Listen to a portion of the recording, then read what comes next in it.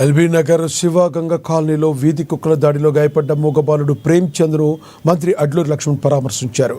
నీలోఫర్ ఆసుపత్రిలో చికిత్స పొందుతున్న మూగబాలుడు ప్రేమ్చంద్కు అన్ని రకాల వైద్య సేవలు డాక్టర్లు అందిస్తున్నట్లుగా మంత్రి తెలియజేశారు. బాలుని ఆరోగ్య పరిస్థితిపై ఆరా తీశారు. మెరుగైన వైద్యం అందించాలని వైద్యులను ఆదేశించారు.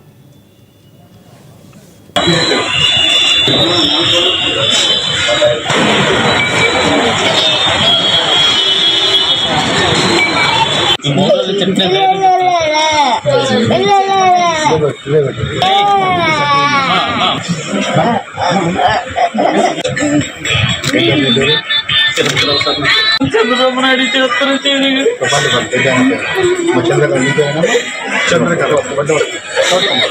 బాబురావు గారు